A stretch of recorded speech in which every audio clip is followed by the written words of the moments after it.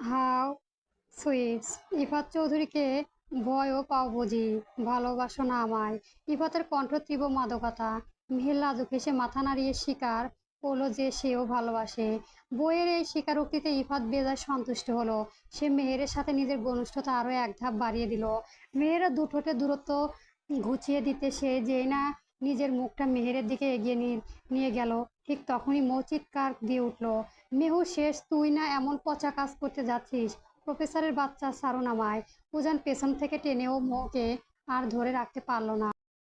উজানকে ধাক্কা দিয়ে সরিয়ে সোজা মেহেরের কাছে চলে গেল। ইফাতের শক্ত বাঁধন থেকে মেহেরকে একটানে নিজের দিকে সরিয়ে নিল সে। তারপর মুখ বাঁকিয়ে চরম বিরক্ত নিয়ে ইফাতের দিকে তাকালো। ক্ষোভ বেড়াচ্ছে ছেলে একটা। তোমার সাহস, কিভাবে আমার মিহুকে কিস করতে যাচ্ছিলে? হ্যাঁ? মুখ কোমরে হাত দিয়ে জোড়া করার ভঙ্গিতে বলো। তোর কথা ইফাত পুরো ভ্যাবাচেকা খেয়ে গেল। একে তো নিজের জীবনের সবচেয়ে গুরুত্বপূর্ণ পার্সোনাল মুহূর্ত, এমন অনাকাঙ্ক্ষিত হস্তক্ষেপ, তার উপর আবার এমনও অদ্ভুত অভিযোগ। নিজের পুরুষত্ব আঘাত লাগলো ইফাতেরও, আর চুপ থাকতে পারলো না। সেও চিৎকার করে উঠল, হোয়াট বেডা ছেলে! উজান, তার বউ এসব কি বলছে?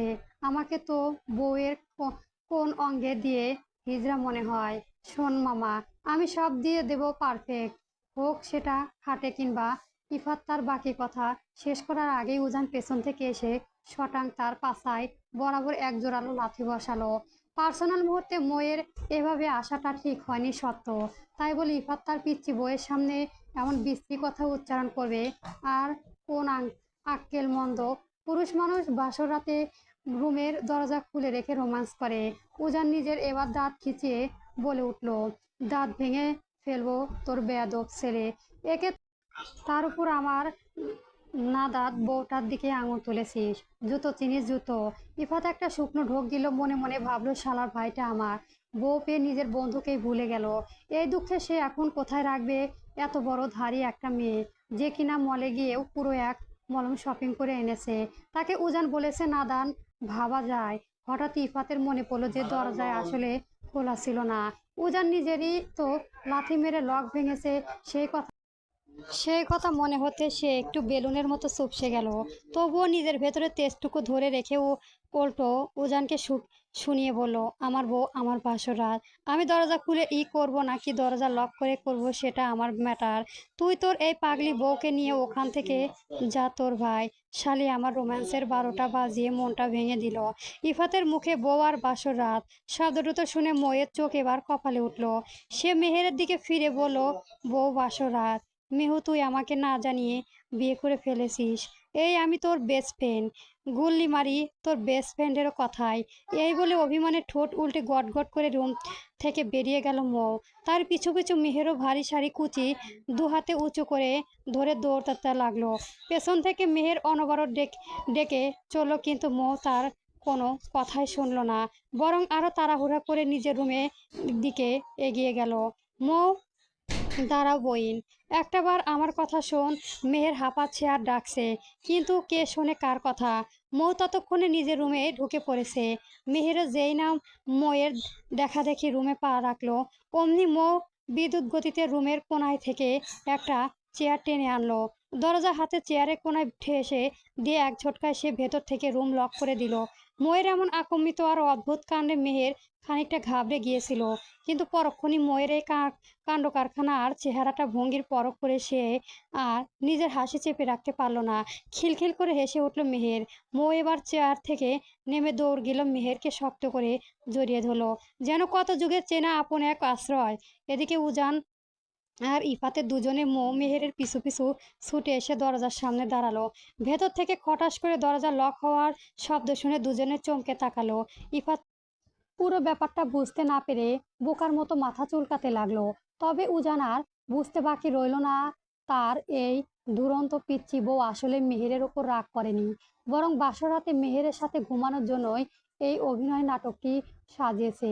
উজান কপালে হাত দিয়ে দীর্ঘশ্বাস ফেলল, আর ইফাত নিজের কপাল চাপড়াতে লাগলো। ভাই, তোর বউ এটা কি করলো? ইফাত কপালে হাত দিয়ে এক প্রকার আর্তনাদ করে উঠল। উজান ইফাতের দিকে তাকালো, তার থমথমে মুখের আড়ালে আলতো একটা দুষ্টমির হাসি ফুটে উঠল। তা দেখে ইফাতের গা পিত্তি জ্বলে উঠল। একে তো এত বড় ঝাপটা পা করে মেয়েটাকে পবিত্রভাবে আজ কাছে পাওয়ার সুযোগ এসেছিল, কিন্তু মৌ এসে পুরো বাসর রাতটাই ভেস্তে দিল। রাগে ক্ষোভে ইফাত আর নিজেকে সামলাতে না পেরে চেঁচিয়ে উঠল, শালা ভণ্ডের ঘরের ভণ্ড, নিজে তো বাসরের ব ও করতে পারলি না, কিন্তু আমার বাসর রাত তোর বউ ঠিকই দিল। শালি মেয়ে আমার বউটাকে নিয়ে চলে গেল, এখন আমি কার সাথে বাসর করব? তোর মতো খপ বেটার সাথে। ইউ সুইট, যেখানে তোর বড় ভাই হয়ে আমি নিজে পর্যন্ত কোনো কিছু মিছু করতে পারলাম না, সেখানে তুই বাসর রাতে এত কিছু করে ফেলবি, এটা তুই ভাবলি কি করে?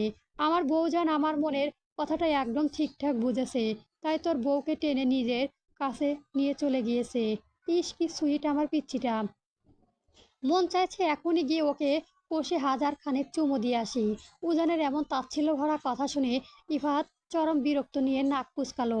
একে তো তার জীবনের সবচেয়ে মূল্যবান সময় এসে ওই মেয়েটার হুলস্থুল বাঁধলো, তার উপর আবার এই উজান এসে তাকে রীতিমতো ভ্যাংচাচ্ছে। ইফাত খানিকটা রাগ দেখালো, জীবনে পাবি না শালা, তোর কপালে কোনোদিনও বউয়ের ভালোবাসা নেই, তোকে আমি আজ ওই অভিশাপ দিলাম, তুই এভাবে সারা জীবনই বউ থেকেও সিঙ্গেল মরবি, তাতে আমার বাল যাবে। বউ যখন আমার, তাকে আমি যখন তখন নিজের করে নিতে পারবো। উজান একটা বিন্দাস ভাব নিয়েই বলল। ইফাত এবার নিজের রাগ সামলে একটু নরম সুরে আকুল মিনতি করলো, ভাই তুই তোর বউয়ের সাথে যা ইচ্ছে তাই কর, তাতে আমার কোনো আপত্তি নেই, কিন্তু প্লিজ আমার বউটাকে ফিরিয়ে দে না রে। তুই গিয়ে একবার বললেই ভাবি আমার ফুলকন্যাকে দেবে, একটু হেল্প কর ভাই। উজান এবার মুখে এক অদ্ভুত দুষ্টুমি ভরা হাসি বুলিয়ে মাথা নাড়ালো, নো নো, অসম্ভব। আমার স্পেশাল নাইটে যখন কোনো কিছু মিস হয়নি, তখন তার স্পেশাল নাইটেও আমি কিচ্ছু হতে দেব না। সমান সমান হিসাব। ইফাতের ধৈর্যের বাঁধ এবার পুরোপুরি ভেঙে গেল। সে দাঁত কিরমির করে রেগে মেগে উজানের পুরুষত্বের সরাসরি আঘাত হেনে বলে উঠল, হবে কিভাবে? তুই তো নিজেই একটা থার্ড জেন্টার, নয়তো ঘরে এমন রূপবতী বউ থাকার পরেও আজ পর্যন্ত তুই। উজান আর সহ্য করতে পারল না, সে রাগ নিয়ে ইফাতের দিকে তেড়ে যেতেই ইফাতে এক দৌড়ে ওখান থেকে পালালো। পেছন থেকে উজানও তার পিছু নিয়ে চেঁচাতে লাগলো, ইফাতের বাচ্চা দাঁড়া বলছি। ইফাত দৌড়াতে দৌড়াতে পেছনে ফিরে জবাব দিল, হ আমি দাঁড়িয়ে যাই আর তোর হাতে কেলানি খাই, শালা নিজের বউকে তো সামনে রাখতে পারিস না, কিন্তু আমাকে ঠিকই কেলানি দিতে আসিস। আমার তো এখনো সত্যি তোকে সন্দেহ হচ্ছে, ভাই তুই আদৌ পুরুষ তো? নয়তো বিয়ে হওয়ার মাস কয়েক হয়ে গেল, তবুও বউয়ের সাথে আজ পর্যন্ত ইয়ে করতে পারলি না। ইফাত পেছনে ফিরে এক পলক তাকিয়ে উজানের রুদ্রমূর্তি দেখে আবারও ভো দৌড় দিল। উজানের মুখ দেখেই বোঝার যাচ্ছে সে আজ চরম খেপা, তাই নিজের মূল্যবান প্রাণ বাঁচাতে ইফাত সোজা নিজের রুমে ঢুকে ধরাম করে দরজা আটকে দিল। আর এদিকে মৌ মেহেরকে শক্ত করে জড়িয়ে ধরে বিছানায় শুয়ে পড়েছে। মেহেরকে আজ অনেকদিন পর এভাবে নিজের এত কাছে পেয়ে মৌয়ের আনন্দের সীমা নেই। সে আজ মনে হয় পৃথিবীর সবচেয়ে সুখী, যে মেয়েটাকে একসময় সবাই তাচ্ছিল্য করত, আর সেই মেয়েটার কোনো এক শ্রেষ্ঠ পুরুষের শখের নারী, তার রাজপ্রাসাদের রানী। এবার মৌ গর্ব করে সবাইকে বলতে পারবে, দুনিয়ার সব পুরুষ খারাপ হয় না, কিছু পুরুষ ইফাতের মতো শ্রেষ্ঠ বীর পুরুষও হয়। মৌ পরম মমতা মেহেরের গালে আঙুল বোলাতে লাগলো। তার এই কাণ্ড দেখে মেহের দুই ভ্রু কুঁচকে তাকালো। কি হয়েছে তোর মেহু, তুই এত সুইট কেন বলতো? জানিস আমি আজ অনেক অনেক হ্যাপি, আমার মেহু আজ লাল বেনারসি, সে যে আমার ভাইয়ের বউ হয়েছে। কিন্তু কিন্তু কি পাখি? মেহের করে শুধালো, তোকে তোর ভাইয়ের কাছ থেকে এক প্রকার কেড়ে নিয়ে এলাম, ভাইয়া মনে হয় অনেক কষ্ট পাচ্ছে, তাই না? পাক তাতে আমার কি? মিসেস উদান উদান চৌধুরী কখনো কথার খেলাপ করে না, তোকে বলেছিলাম না তোর বাসর রাতে তোকে আমার কাছেই ছিনিয়ে নিয়ে আসবো, দেখ ফাইনালি নিয়েই এলাম। ইস কি যে ভালো লাগছে আমার। মুখে এভাবে খিলখিল করে হাসতে দেখে মেহের নিজের ভেতরে সব কষ্ট ভুলে হেসে ফেললো। তারও অনেক ইচ্ছে ছিল তারা দুজন সারা জীবন এক ছাদের নিচে একসাথে থাকবে, কিন্তু কে জানতো ওপরওয়ালা সত্যি সত্যি তাদের মনে এই গোপন আশাটা এভাবে পূর্ণ করে দেবে। মেহের মোয়ের মাথায় হাত বুলিয়ে দিতে দিতে ফিসফিস করে বলল, আমার তাহার কথা বাদ দে, তার আগে বল তুই ভাইয়ার সাথে এমন করছিস কেন? আমি সত্যি ভাইয়ার মুখের দিকে তাকাতে পারি না, তুই তো আর ছোট নস, বুঝিস তো সব, তবুও কেন এমন বাচ্চামো করিস? জানিস ভাইয়া ধৈর্য অনেক, ইভেন তোকে অনেক ভালোবাসে, তাই বলে সবসময় এভাবে দূরে দূরে থাকবি? মোয়ের মুখে হাসি এবার মিলিয়ে গেল। সে একটু ক্ষোভ নিয়ে বলল, তো কি করব, শালামাকে অনেক কষ্ট দিয়েছে, এখন তার বোঝার পালা। দুটো বছর আমাকে কোনো পাত্তা দেয়নি, এমনকি লাস্ট কয়েক মাস এক ছাদের নিচে থেকেও নিজের থেকে একটা পাপ্পিও দেয়নি। কষ্ট হয় না বুঝি আমার? অ্যাটলিস্ট বলতে তো পারতো, পিচ্ছি আমার কিছুদিন টাইম লাগবে। কিন্তু না, সে তখন ভাব দেখাতে আমাকে বউ বলে মানেই না, আমার সাথে সংসার করতে পারবে না। নে শালা, এবার ঠেলা সামলা। চক চমচম পেয়েছিস ঠিকই, কিন্তু সহজে টেস্ট করতে পারবি না। মোয়ের মুখে এমন পাকা পাকা কথা শুনে মেহের আলতো করে তার মাথায় একটা গাঁট্টা মারলো। মেয়েটার দিন দিন ভারী দুষ্ট হয়ে যাচ্ছে। সে হেসে বলল, হয়েছে, অনেক জ্ঞান দিয়েছিস, এবার ঘুমা, নয়তো একটু পর ভোর হয়ে যাবে। মৌ হঠাৎ চোখ টিপে বলল, তার আগে চল তোকে ভাইয়ার কাছে রেখে আসি। মেহের অবাক হয়ে চোখ তুলে তাকালো। মৌ সাথে সাথে একগাল হেসে দিল। মেহের সন্দেহারা ভরা দৃষ্টি তাকিয়ে রইল। তার মানে তুই ভাইয়াকে মিস করছিস, আর সেই জন্য এখন আমাকে তার কাছে ফেরত দিতে আসতে চাইছিস? ধুর প্রফেসর সাহেব, আর তুই দুজনেই আমার লাইফের বেস্ট দুটো মানুষ। তোদের দুজনকে আমি ভীষণ মিস করি। ভাবলাম ভাইয়ার কাছ থেকে আজকে রাতটা অন্তত তোকে আলাদা করা ঠিক হয়নি। না থাক, কালকে তো তোকে দিয়েই দেব। আর ওই খটাস লোকটাকে মাঝে মাঝে একটু আধু শাস্তি দিতে হবে, নয়তো ভালোবাসার জোর কমে যাবে। Good night. জানো মৌ। মেহেরের বুকে মুখ লুকালো। মেহের হেসে মৌকে নিজের বাহুদণ্ডে জড়িয়ে নিল। গুড নাইট পাগলি। আসসালামু আলাইকুম মিসেস চৌধুরী। ঘুমের ঘরে পরিচিত পুরুষালী কণ্ঠস্বর পেয়ে মেহের খানিকটা নিভু নিভু দৃষ্টিতে তাকালো, কিন্তু চোখের সামনে সরাসরি ইফাতকে দেখতে পেয়ে সে ধরফর করে তাড়াহুড়ি বিছানায় উঠে বসলো। পাশ ফিরে মৌকে দেখতে না পেয়ে তাকে বুকের ভেতরটা ধক করে উঠল। সে বেশ ঘাবড়ে গেল, এমনকি পুরো কক্ষটা চেয়ে চোখ বুলিয়ে দেখলো। চারপাশটা কেমন অচেনা লাগছে তার। সে ভয় পেয়ে যেই না চিৎকার দিতে যাবে, অমনি ইফাত দ্রুত তার মুখটা হাত দিয়ে চেপে ধরলো।